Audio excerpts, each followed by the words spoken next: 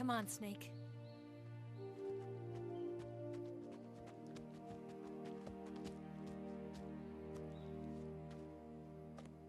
We made it. We made it. Over there.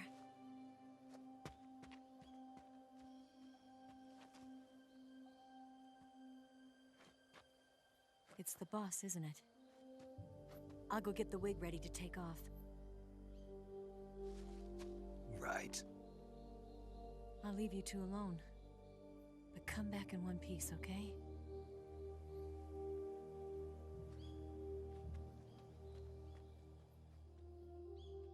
Promise me!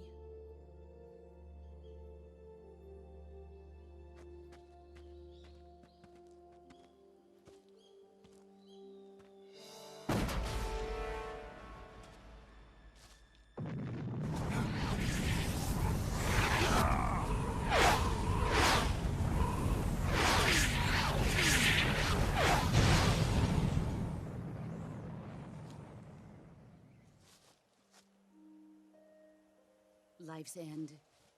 Isn't it beautiful? It's almost tragic. When life ends, it gives off a final lingering aroma. Light is but a farewell gift from the darkness to those on their way to die. I've been waiting, Snake, for a long time.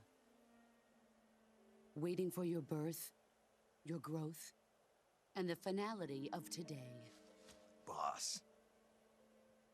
Why are you doing this? Why? To make the world one again. The world used to be whole. But with the end of the Second World War, the philosophers began to fight amongst themselves, and the world was torn apart. The Cobras, my comrades who trained and fought alongside me, were torn apart as well. The foibles of politics and the march of time can turn friends into enemies just as easily as the wind changes. Ridiculous, isn't it? Yesterday's ally becomes today's opposition. And this Cold War? Think back. When I was leading the Cobras, America and Russia were fighting together. Now, consider whether America and Russia will still be enemies in the 21st century. Somehow I doubt it. Enemies change along with the times, the flow of the ages, and we soldiers are forced to play along. I didn't raise you and shape you into the man you are today just so we could face each other in battle. A soldier's skills aren't meant to be used to hurt friends. So then what is an enemy? Is there such a thing as an absolute timeless enemy?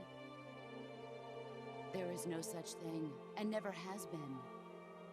And the reason is that our enemies are human beings like us.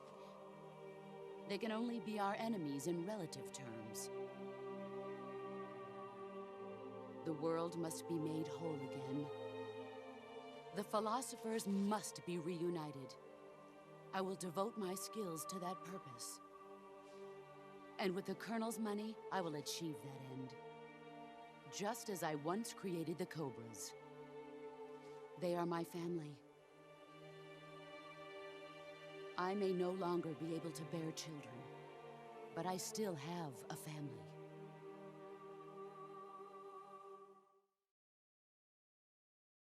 It was November 1st, 1951. I was in the Nevada desert participating in atomic testing. The name Nevada is derived from Spanish, covered in snow, white as snow.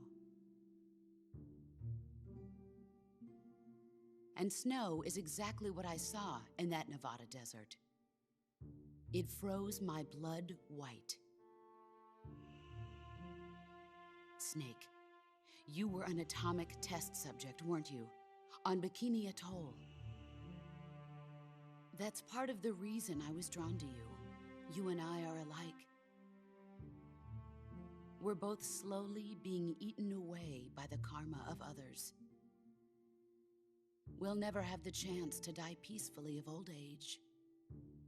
We have no tomorrow. But we can still have hope for the future. In 1960, I saw a vision of the ideal future from space. 3 years earlier, the Soviet Union had succeeded in launching Sputnik, the first man-made satellite in history, into orbit. This came as a huge shock to the United States. In response, America threw everything it had into its own manned spaceflight project, the Mercury program.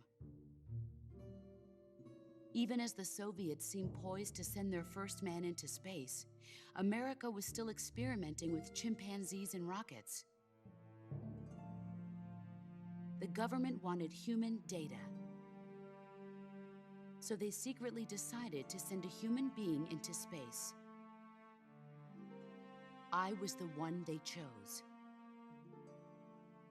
At the time, they didn't have the technology to block out cosmic rays, and whoever they sent up would inevitably be exposed to heavy radiation.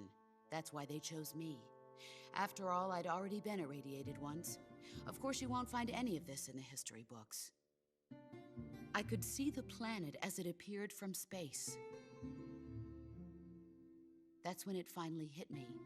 Space exploration is nothing but another game in the power struggle between the US and the USSR. Politics, economics, the arms race, they're all just arenas for meaningless competition. I'm sure you can see that, but the Earth itself has no boundaries.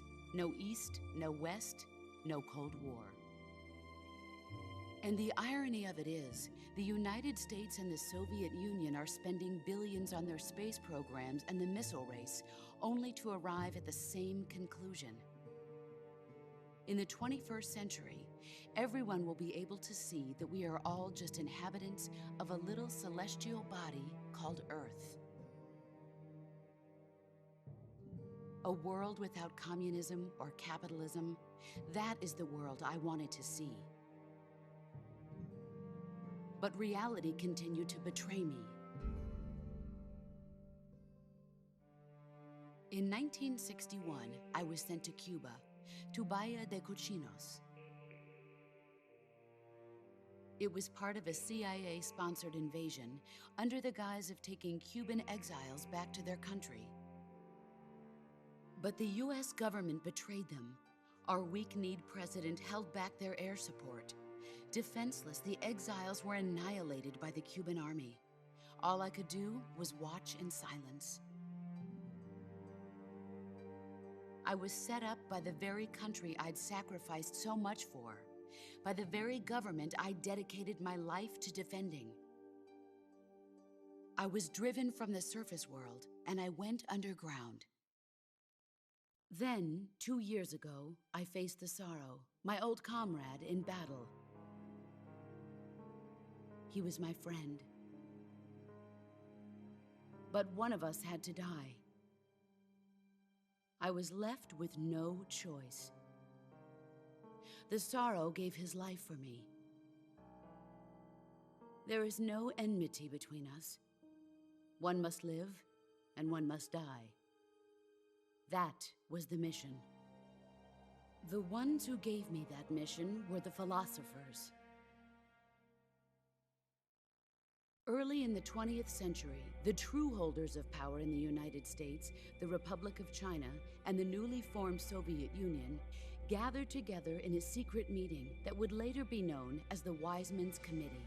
The secret pact they formed there marked the beginning of the philosophers. But the last of the original members died in the 1930s. After that, the organization began to run out of control, and the Wise Men's Committee degenerated into a mere shell of its former self. The philosophers of today have no sense of good or evil. Their influence extends to countries and organizations involved in every aspect of every war. They have become war itself. That's how they operate.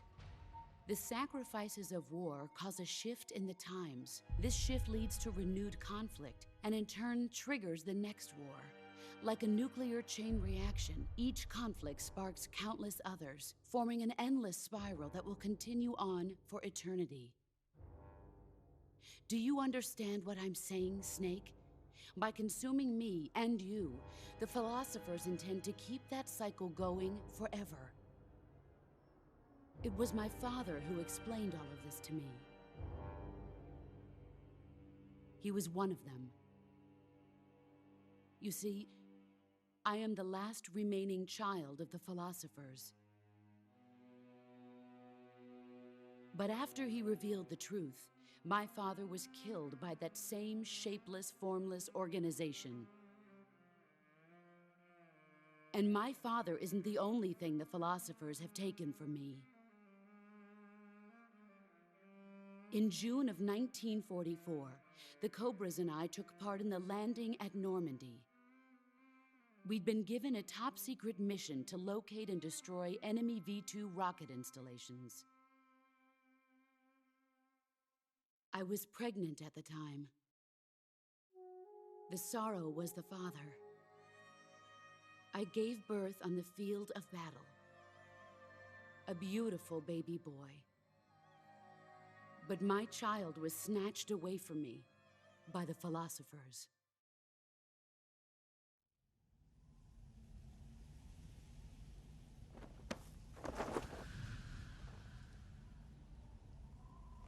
Look at this scar. This is proof that I was once a mother. I gave up my body and my child for my country. There is nothing left inside me now. Nothing at all. No hatred, not even regret. And yet sometimes at night, I can still feel the pain creeping up inside me, slithering through my body like a snake.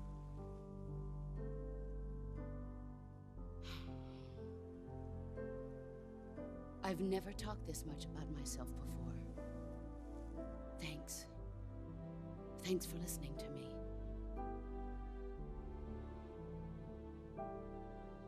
I feel content. Snake, commence the operation. I raised you. I loved you. I've given you weapons, taught you techniques, endowed you with knowledge. There is nothing more for me to give you. All that's left for you to take is my life, by your own hand. One must die, and one must live. No victory, no defeat. The survivor will carry on the fight. It is our destiny. The one who survives will inherit the title of boss. And the one who inherits the title of boss will face an existence of endless battle. I'll give you 10 minutes. In 10 minutes, MiGs will come and bomb the hell out of this place. If you can beat me in less than 10 minutes, you'll be able to escape in time. Let's make this the greatest 10 minutes of our lives, Jack. Boss? You're a soldier. Finish your mission. Prove your loyalty. Face me.